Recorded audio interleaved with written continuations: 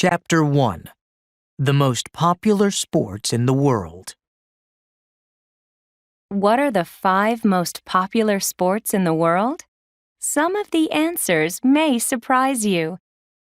1. Football, soccer in the U.S., is the world's most popular sport. Today, about 3.5 billion people watch or play football. Football is popular in Europe, Asia, South America, Africa, North America, almost everywhere. Fun fact: in a professional football game, players run about 5 miles, 8 kilometers. 2. The world's number 2 sport is cricket. Cricket is originally from the UK, but today it is also popular in Australia, New Zealand, some African countries, and some Caribbean countries. In India and Pakistan, cricket is more popular than football. About 3 billion people around the world watch or play cricket each year. Fun fact: 400 million people, 40% of India's population, watch important cricket games on TV. 3. Field hockey is number 3. Approximately 2 billion people play or watch field hockey, mostly in Asia, Europe, Australia, and Africa. In the United States, field hockey is mainly for high school girls. Fun fact: field hockey is a very old sport. In Egypt, 4,000-year-old drawings show people playing field hockey. Of course, the rules of the game are different today. 4. Next is tennis. Today, there are roughly 1 billion players and spectators of tennis around the world.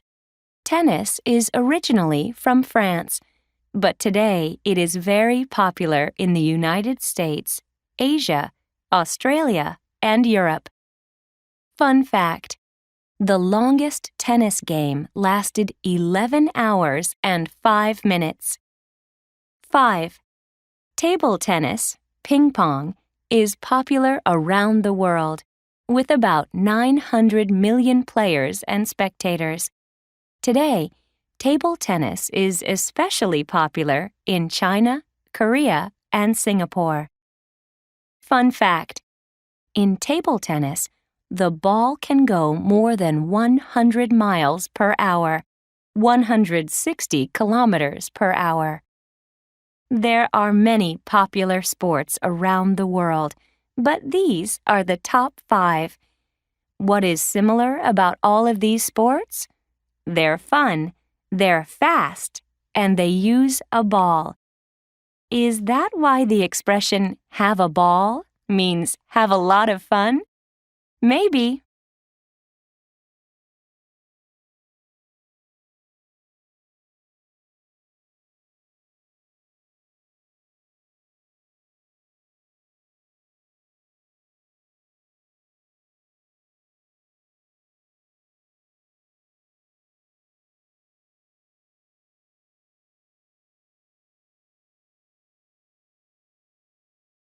Chapter 2.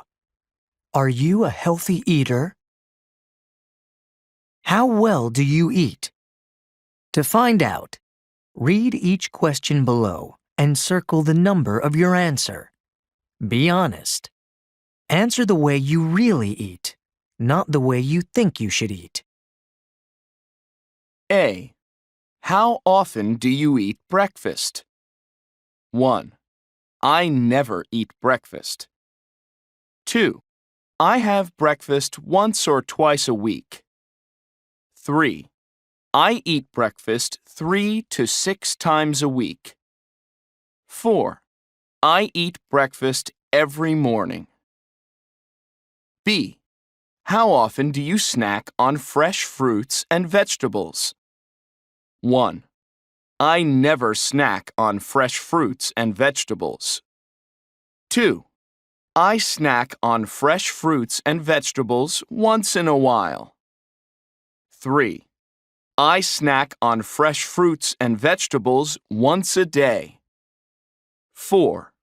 I snack on fresh fruits and vegetables more than once a day. C. Do you eat junk food? 1. Yes, I often eat junk food. 2. Yes, I sometimes eat junk food. 3. No, I hardly ever eat junk food. 4. No, I never eat junk food. D. Do you eat quickly? 1. Yes, I always eat quickly. 2. Yes, I eat quickly 90% of the time. 3. Yes, I sometimes eat quickly. 4.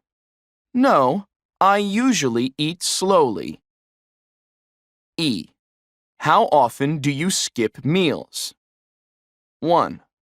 I frequently skip meals. 2. I skip meals about 3 times a week. 3. I rarely skip a meal. 4. I never skip meals.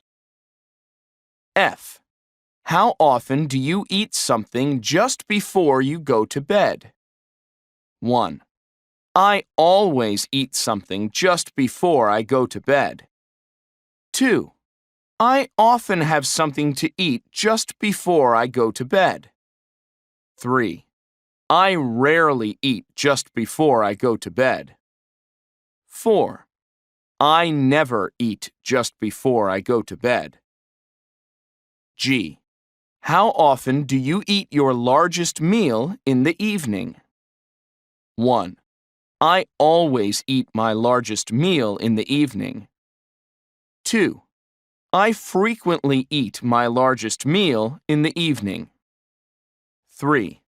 I rarely eat my largest meal in the evening. 4.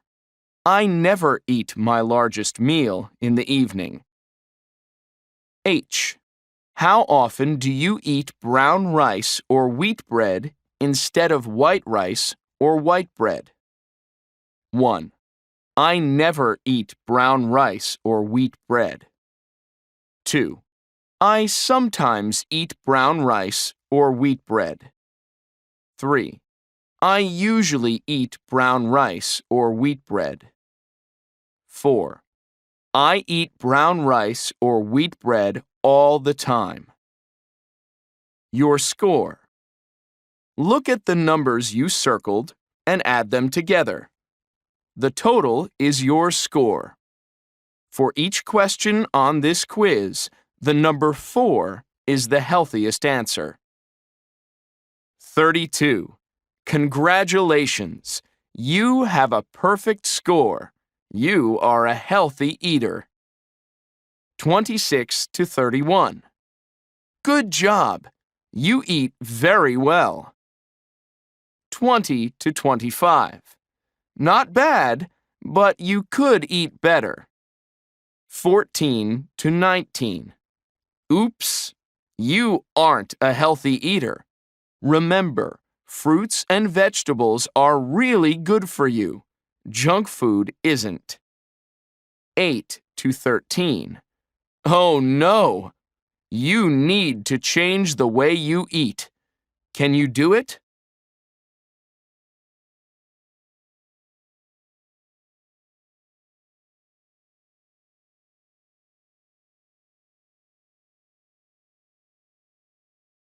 Chapter 3. Dream Homes. People have very different ideas for their dream home, their perfect house or apartment. Some people dream of a simple house in a special place. Others want a large house with every convenience. Is your dream home similar to any of the dream homes below? Mukesh Ambani, a businessman in India, is the owner of the most expensive house in the world. Ambani's dream house is 27 stories high, so it has room for everything his family needs and wants. Mr. Ambani owns a lot of cars, so the first 6 floors of his house are just for cars. Another floor of the house has a movie theater with seats for 50 people. 2 floors of the house are for a health center with a gym and a swimming pool. Another floor is for guests of the Ambani family. The 4 floors at the top of the building are just for the Ambani family. From there, they have a view of the Arabian Sea. Henry David Thoreau, an American writer, lived from 1817 to 1862. At the age of 28, he built his perfect house. It was a very small house, just 10 feet by 15 feet, 3 meters by 4.5 meters. Inside, there were just 3 chairs, a bed, a table, and a small desk. The location of his house was very important to Thoreau. He built his house in the woods, close to a beautiful lake. Dikembe Mutombo, a professional basketball player, built a very different type of dream home. Mutombo grew up in the Democratic Republic of the Congo, but he moved to the United States to study. He wanted to be a doctor, but instead, he became a famous basketball player. Mutombo's dream home is in the Congo, and it has beds for 150 people. It also has an emergency room, many exam rooms, and some beautiful gardens. Mutombo didn't build his dream home for himself. Instead, he built it for the people in his native country. Mutombo's dream home is a hospital.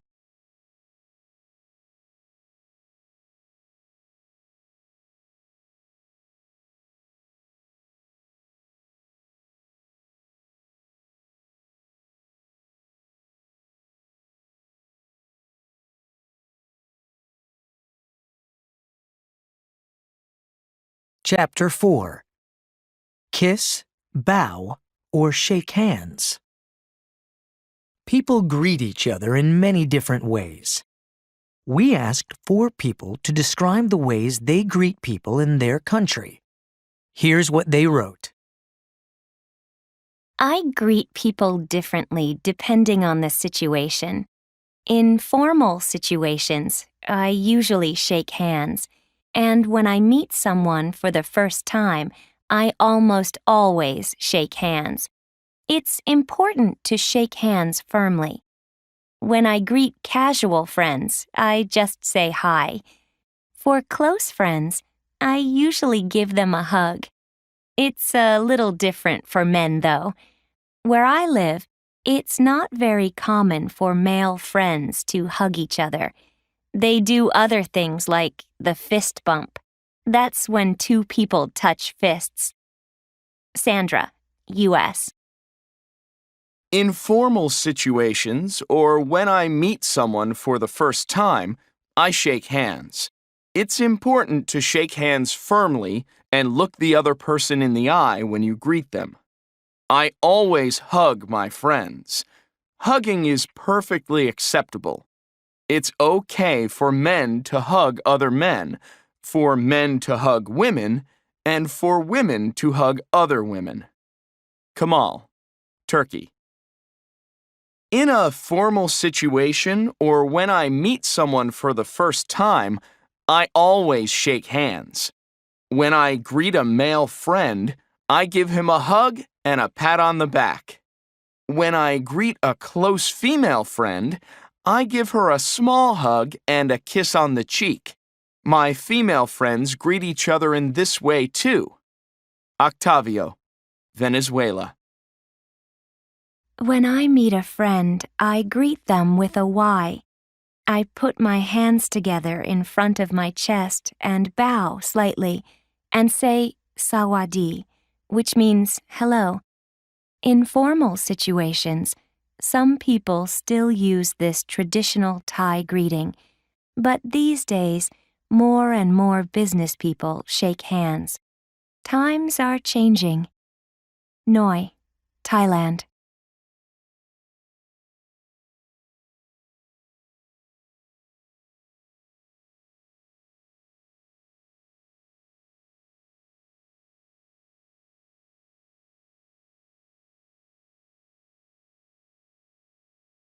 Chapter 5.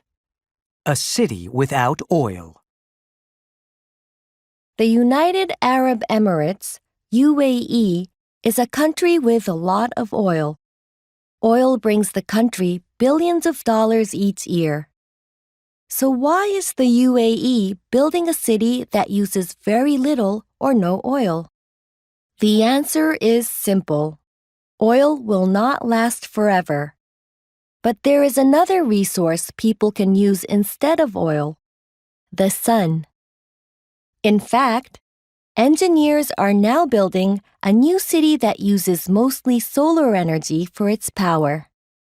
The city is called Masdar, and it is about 20 miles, 32 kilometers from Abu Dhabi, one of the largest cities in the UAE.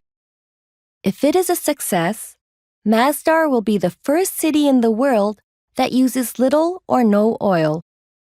Masdar is a small city, only 2.3 square miles, 6 square kilometers. In the future, it will hold 50,000 people, more than 1,000 companies, and a university. Its streets are very narrow. The houses are close to each other. The shade from the houses helps keep the streets cool. There are no cars on the streets of Masdar. Because the city is so small, people can walk to most places. If they get tired, they can use the PRT, Personal Rapid Transit. These small, solar-powered cars move underground, like a subway. The cars have no drivers.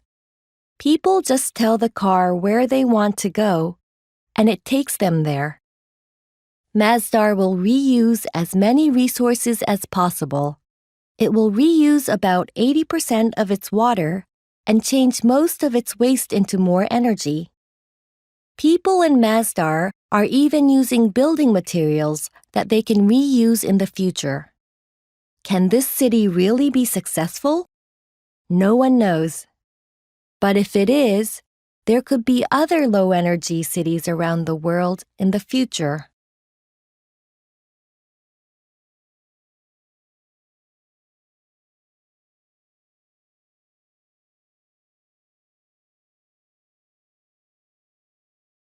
Chapter 6. You Can't Please Everyone. Stories about Nasruddin, a teacher and philosopher from the 1200s, are popular in many countries. These stories make us laugh and also teach us a lesson about people. One day, Nasruddin wanted to take his young son into town. "You can ride the donkey," he told his son, "and I'll walk next to you." So, Nasruddin's son got on the donkey, and they started down the road into town. A little while later, Nasruddin and his son came across some people on the road. The people looked at the boy on the donkey with disapproval. One person said, "Look at that healthy young boy. Can you believe today's young people? They have no respect for their parents. That boy rides on the donkey, and his poor father has to walk." When the boy heard this, he was very unhappy. He asked his father to ride the donkey instead of him. So, Nasruddin got on the donkey, and the boy walked next to him. Soon, they met another group of people on the road. One person said, "Well, look at that. That poor boy has to walk while his father rides the donkey." After the people walked away, Nasruddin told his son to get on the donkey with him. "No one can criticize us now," he said. But soon they met two old men on the road. The men looked at Nasruddin and his son with disapproval. "That poor donkey looks very tired. one of the men said. Nasruddin stopped the donkey and got off. Then he said to his son, "The best thing is for both of us to walk. Then no one can criticize us." So Nasruddin and his son walked down the road and the donkey walked behind them. Soon they met some more people on the road. One person said, "Just look at those fools. Both of them are walking in this hot weather and no one is riding the donkey. How stupid they are." Nasruddin looked at his son and said, "You can't please everyone."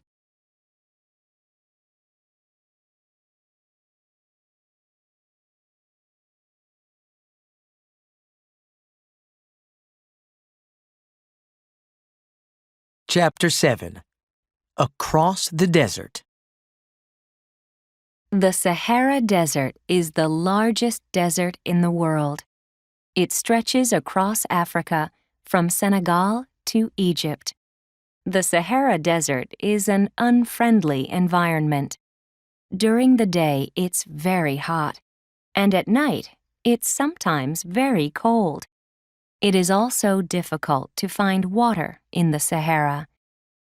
In 2006, Kevin Lynn, Ray Zahab, and Charlie Engel decided to do something very difficult.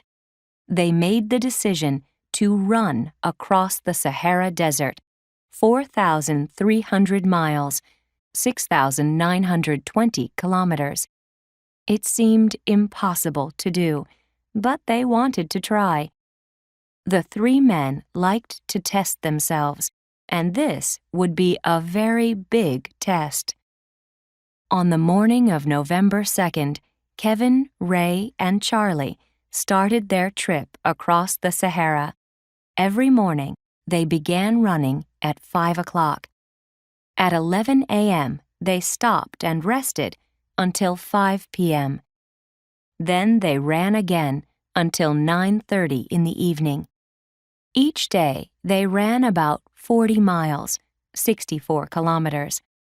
Every day, it was the same thing. They got up and ran. They listened to music on their iPods, and they ran and ran. Kevin, Ray, and Charlie needed to eat a lot of food during their trip. Most people need about 2,000 calories of food each day. Kevin, Ray, and Charlie needed between 6,000 and 9,000 calories every day. That's a lot of food.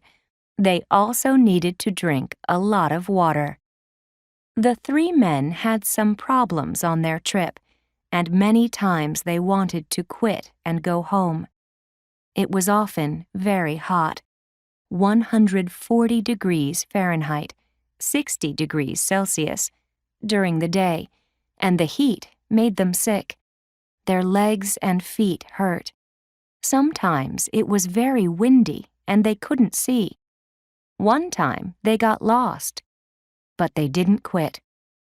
After 111 days, Kevin, Ray, and Charlie successfully finished their trip across the Sahara Desert. They hugged each other and put their hands in the water of the Red Sea. Then they ran to a hotel to take a long shower.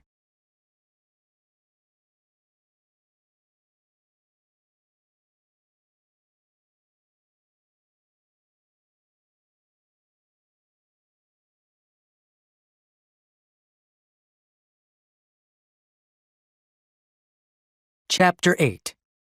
Denmark loves bicycles. Denmark is one of the most bicycle-friendly countries in the world. Roughly 40% of the people in its capital, Copenhagen, commute to school or work by bicycle. Why are bikes so popular in Denmark? First of all, the government is worried about pollution. Cars pollute the air, and the number of cars is growing. Denmark has a very high tax on cars because the government wants more people to ride bikes instead. Another reason for the popularity of bicycles is that Denmark is a very flat country. The highest place in the country is only 557 feet, 170 meters, so it is a very easy place to ride a bike. In Copenhagen, there are also special lanes just for cyclists. Cars must stop when a bike is crossing the road. Some places have special traffic lights to tell drivers that bikes are going to cross the road. About 20% of people in nearby towns commute to Copenhagen on their bikes, but Denmark wants to double this number. The government is planning to build bicycle superhighways. These roads will only be for cyclists.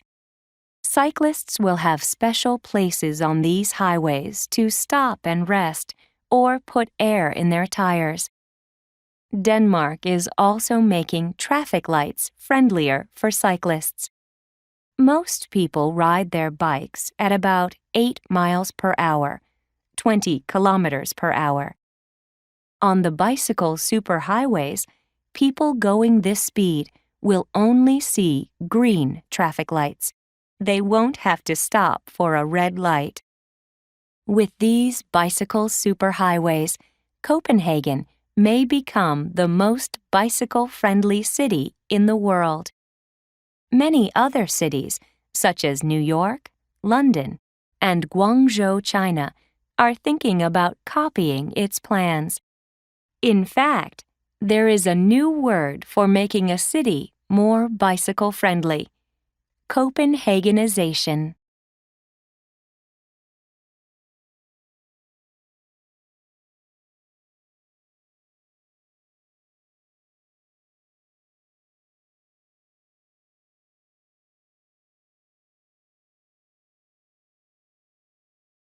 Chapter 9.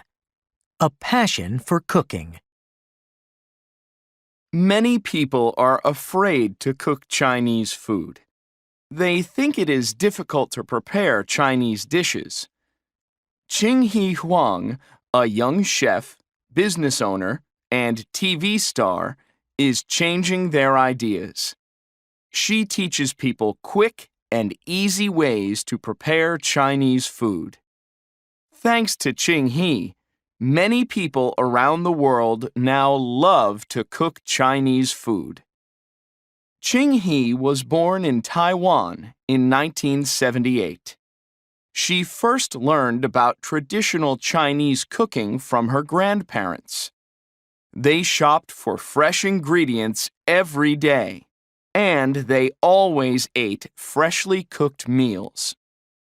When Qing was 11 years old, she and her family moved to London. Because her mother often traveled for work, Qing cooked meals for her family. Her mother taught her a little bit about Chinese cooking. Soon, Qing started to create her own recipes.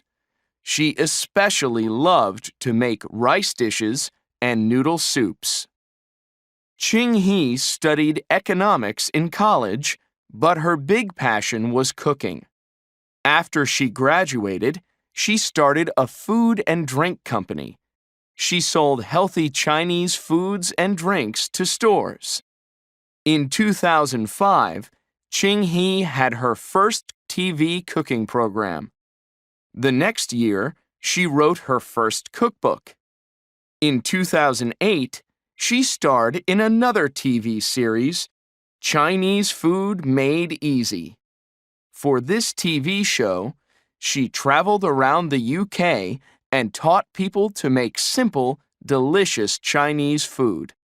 She also wrote another cookbook to go with the TV show. Over 3 million people watched the TV series. Today, Qing is famous in the UK. Her TV shows are also popular in several other countries. What is Qing's secret to success? She creates recipes that combine traditional and modern flavors. She makes Chinese cooking fast and easy. And because she has a friendly personality, she is fun to watch on TV. Qing is a very busy woman, but she still finds time to relax. What does Qing Huang do in her free time? She cooks, of course.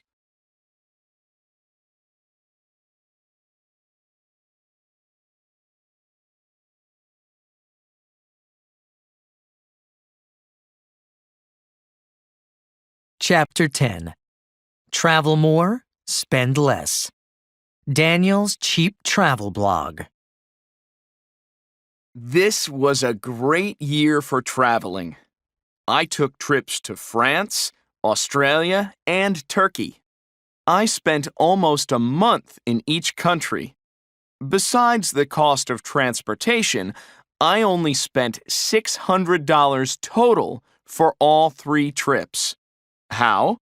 Well, I didn't stay in any hotels, and I didn't eat in expensive restaurants. It's easy when you know the secrets to cheap travel. For my first trip, I went on a working holiday in France. Every year, farmers in France hire travelers to come and work on their farms. I slept at a farm for free, and every weekend I traveled around the country. During the week, however, I picked fruit for 8 hours a day, 5 days a week. Picking fruit isn't easy, and sometimes it didn't feel like I was on vacation. But I met a lot of great people, and I ate a lot of delicious food at the farm. For my next trip, I went backpacking in Australia. During the day, I went hiking, and each night I slept in my tent. Carrying a backpack and tent all day can be tiring. However, the mountains and beaches were so beautiful that I didn't think about my heavy backpack. Finally, in Turkey, I tried couch surfing. To couch surf, you join a special online network. This network connects travelers with hosts in different countries. Hosts invite travelers to sleep in their home instead of spending money on a hotel. You sleep in a bed or even on a couch. That's why people call it couch surfing. Couch surfing is a great way to meet people when you travel. All my hosts were really nice, but one guy had 2 big dogs and they were noisy. It was hard to sleep there. I have to go for now. 2 couch surfers from Canada are coming in an hour, and I need to clean my house. Happy travels!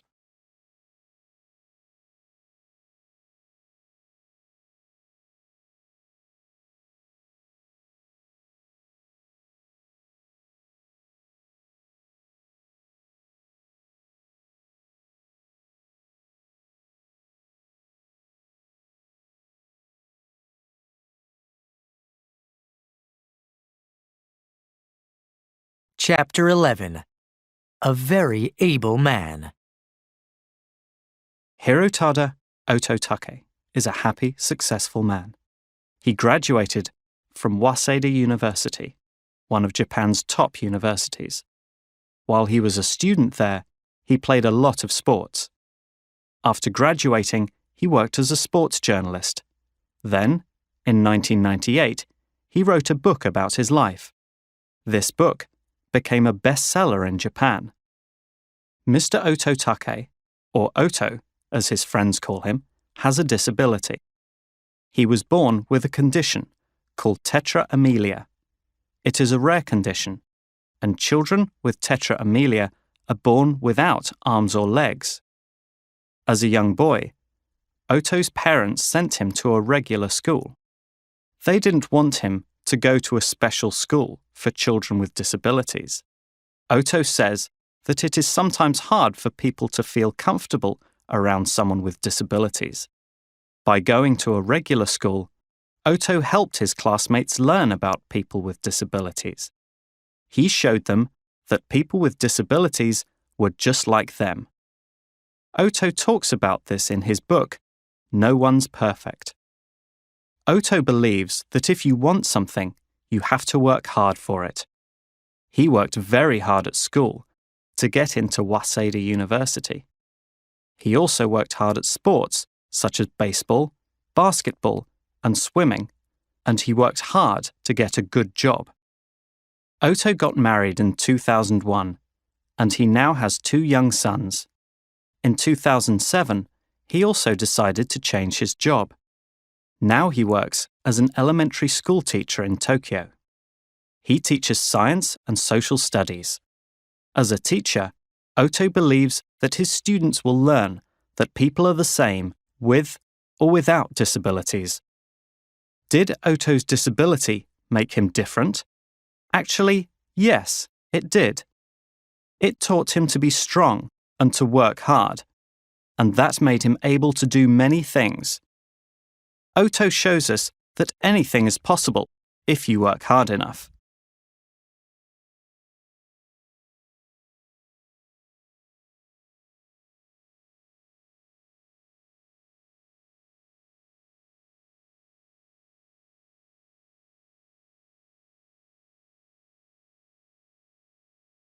Chapter 12. Protecting Cultural Traditions. UNESCO, the United Nations Educational, Scientific, and Cultural Organization, wants to protect cultural traditions around the world. These traditions include types of dance, music, festivals, cooking, and more. Every year, UNESCO adds more traditions to the list. UNESCO calls these traditions intangible cultural heritage. Big Ben is a tangible example of British heritage. You can see it and touch it. But what are some examples of intangible heritage? Here are 3 of our readers' favorite intangible traditions. In Korea, we have a beautiful tradition called Kangkang Sule, or the Korean round dance. This tradition is 5,000 years old. Under a full moon, women dance in a circle, sing, and play games all night.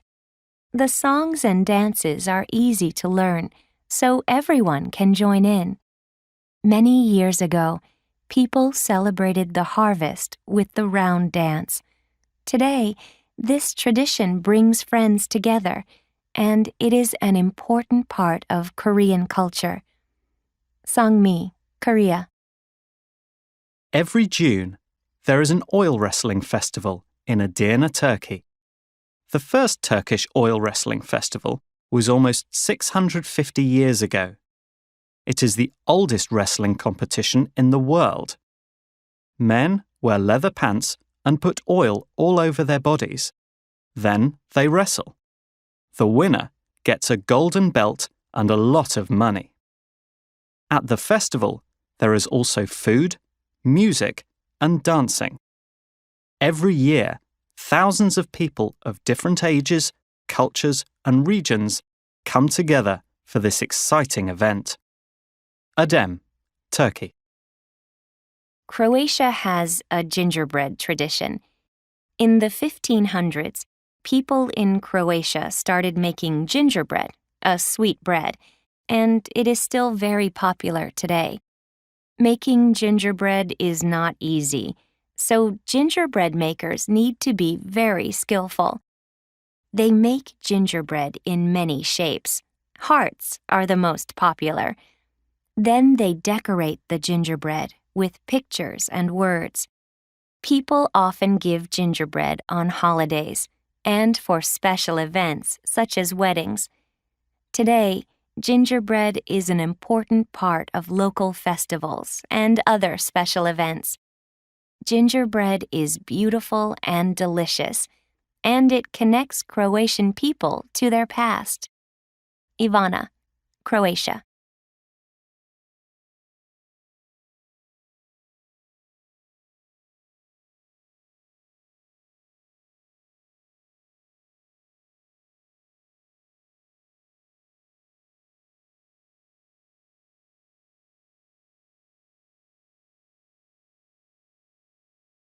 Chapter 13. Emergency in the Air. On April 28, 1988, at 1:25 p.m., Flight 243 left Hilo, Hawaii. It was a 40-minute flight to Honolulu, and the weather was good. The 89 passengers were in their seats with their seatbelts on. At 1:40, the plane reached 24,000 feet, and the 3 flight attendants started serving drinks. Suddenly, at 1:45, there was a loud noise. Mr. Denon, a businessman, was in a window seat in the back of the airplane. He looked at the front of the airplane and saw a big hole. "A third of the roof was gone," Mr. Denon said. "I saw blue sky." David Kupahea was in a seat in the front of the airplane. His suitcase was under the seat in front of him. Suddenly, the suitcase flew out of the airplane. Then, a piece of metal hit his arm and cut it. The passenger next to him had a large cut on his head. "Everything was flying around. Books, paper, money," said passenger Stanford Sampson. When the pilot heard the noise, he looked back. The cockpit door wasn't there, and he saw blue sky above the passengers. The first 18 feet, 5.5 meters, of the airplane behind the cockpit were completely open. Only the floor and the passenger seats were still there. The pilot decided to put the airplane into a fast descent. They were close to the airport on the island of Maui, and maybe he could land the airplane there. At 1:58 p.m., the pilot made an emergency landing at Kahului Airport in Maui. The passengers couldn't believe it. They were safe on the ground. What caused the emergency? It was an old plane. It made many short flights during its life. It took off and landed many times, and this weakened the plane.